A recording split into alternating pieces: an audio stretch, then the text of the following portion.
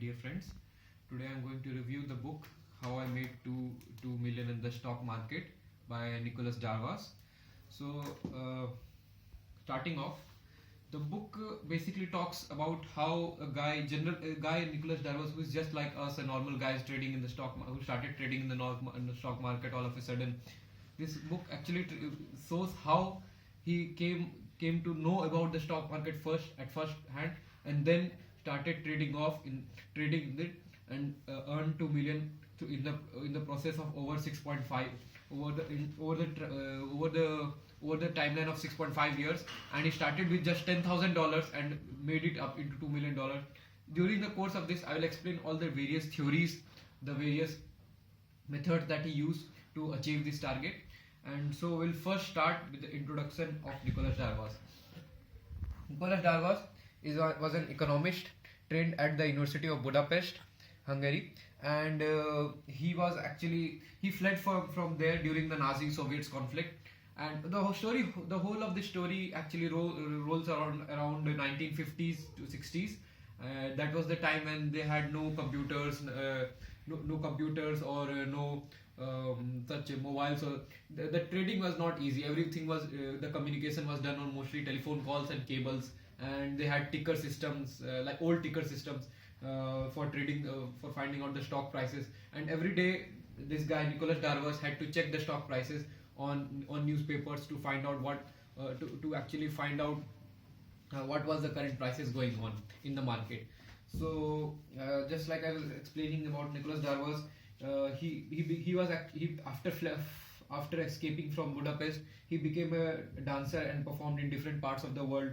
And his venturing into the stock market was a surprise. It was a sudden experience, as one of his customers, the brothers Harry and Lee L. Smith, instead of paying him in cash for his performances, they actually paid him in stocks. So that was the first time he entered into the stock market, and he came to know that there's such a thing which actually exists. So starting off, the stocks that they gave, the brothers gave were of a Canadian stock market, and the company name was Brilliant. As soon as he bought the stocks, he didn't know anything about them, and he bought them at a price of 50 cents. And what happened was that he bought 6,000 of them so overall cost came out to be $3,000. But what happened was, eventually, after a few days, when he checked the stock prices on newspapers, he found that they had achieved a profit of the stock price had changed to $1.90, thus giving him profit of $8,000 in a few days' time. This suddenly actually elated him, and actually he found that this was a good source of money, and he didn't know he didn't know anything about the stock market. And because of this, he ventured into what he calls the jungle of stock market. And he continuously mentions in the books, he keeps mentioning that he was completely unaware of it. He did not know that such a thing existed. He was not at all aware of it. As soon as he entered the market, he started to know. He started knowing about what are the various methods or tricks that he actually started following rumors and all at the start. So this is what is explained in the Canadian stock market. This phase also led to a lot of losses, as he bought stocks by asking people what was good, by randomly buying any stock whichever felt good, and by buying based on emotions, also by buying based on any good info of the company in the market. He actually was not fully focused. That he didn't have a theory or anything as such. He was just buying out of whatever felt good.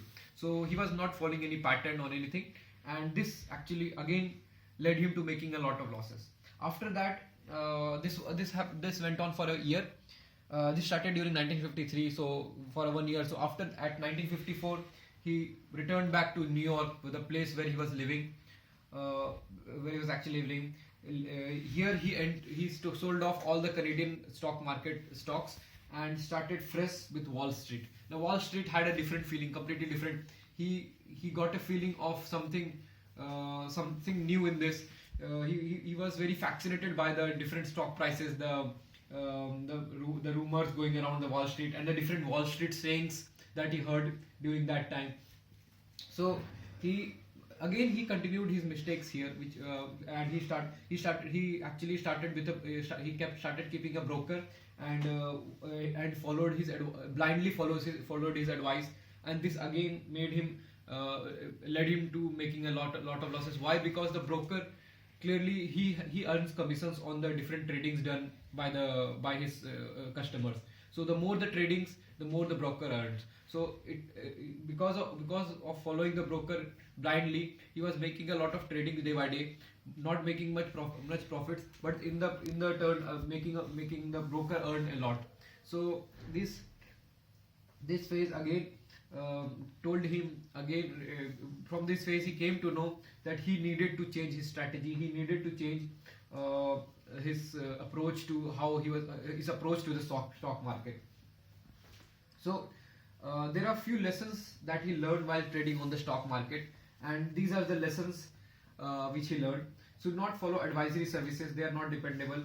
Should be cautious with brokers' advice. All of these actually are lessons that he learned while trading during the stock market. After trading for a year or something, he learned these lessons, and he actually started to know that there are many fundamental approaches to stock market as well. Fundamental approaches like studying the balance sheets, the profit ratios of profit to earnings ratios of the companies. So he came to know that these are the things that he could apply to the stock market to actually get to know which stock to buy and which not to buy, instead of just blindly following rumors or brokers or anything as such. So we move on to the fundamental theory and the first crisis. So he started with his fundamental theory. The fundamental theory consisted of reading financial statements, comparing assets, liabilities, profit margins, profit earning ratios, and of stocks.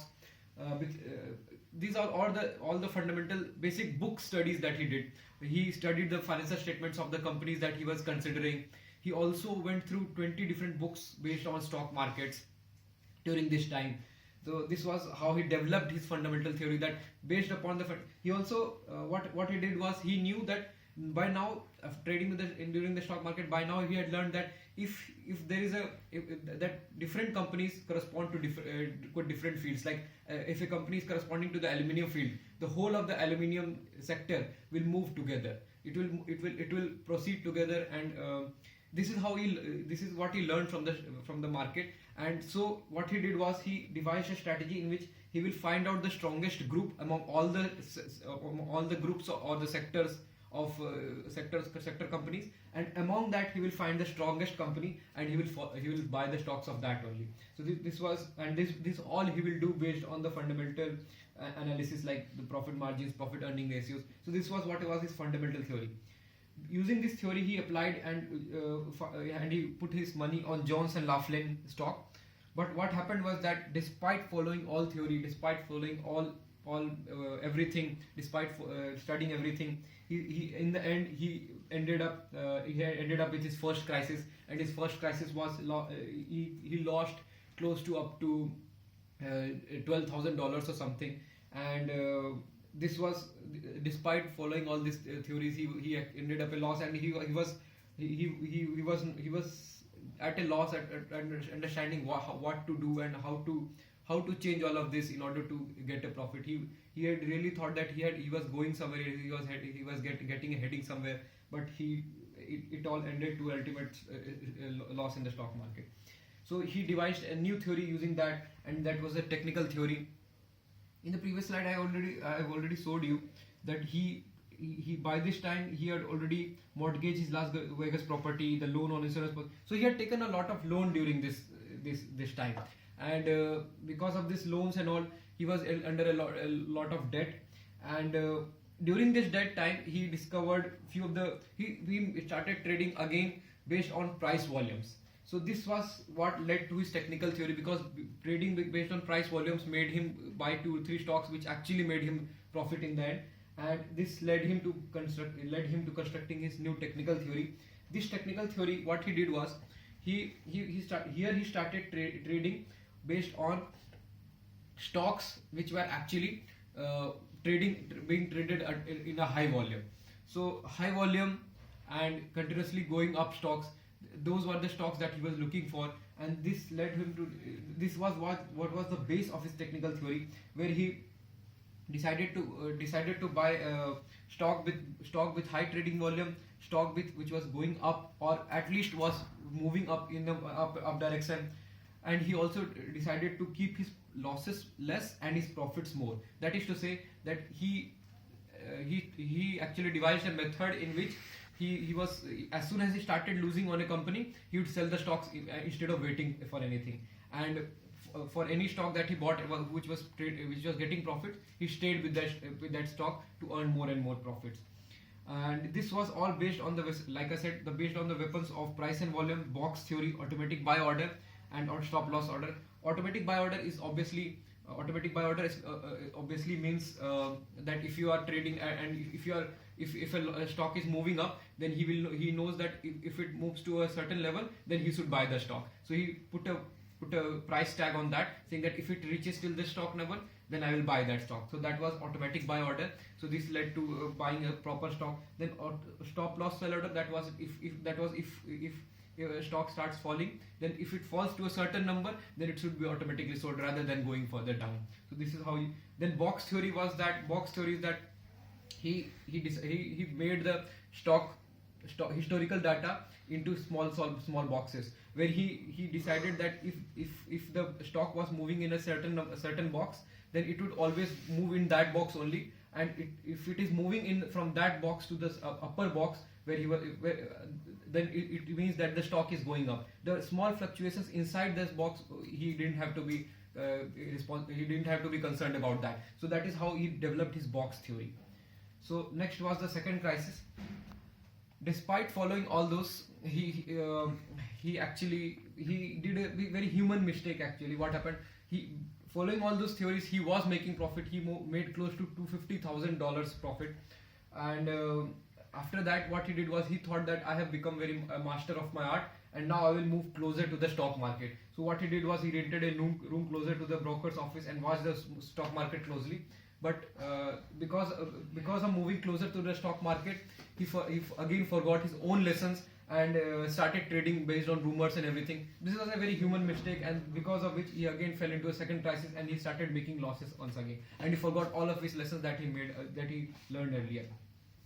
So after coming out of that phase, he again re-established his old methods and systems, and after that, the final ultimate outcome was that he started with $10,000 in the Wall Street in the earlier 1954, and in 6.5 years he converted it into $2 million dollars. And applying this fundamental, technical, and various theories, he actually was able to finally achieve his goal.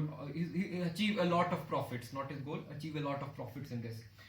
He also appeared in the May 1959 interview of the business section of the Time magazine, as people came to know about his story, that he had earned so much using his own methods.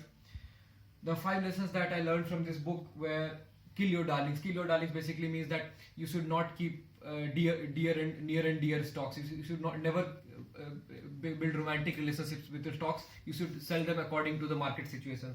Buy on strong positive trends and large volumes. This is basically trading volume. You should buy based on trading volumes. The stocks which are being traded more and getting bought or sold more. Cut your losses short and let the winner sell. This I have already explained earlier. That if a stock is falling, sell it as early as possible instead of waiting for it to rise again. And also let the winners run. Means if you are winning in a stock, then let it go forward. Do not sell it immediately. Let it go forward. This was one lesson. Then create your own stock log book. That stock log book was important so that he could know that the mistakes he had done, and he logged all of those mistakes and made sure that he learned from all those mistakes, and that he did not repeat any of the mistakes that he made earlier. Be the lone wolf. Stay detached. So never build relationships with stocks. Always stay till the end if a stock is rising. All of this was what was lone wolf. You do not follow rumors, do not follow unnecessary advices of brokers, do not follow everything. Stay attached and decide upon yourself which is the best stock. So that was all. Thank you.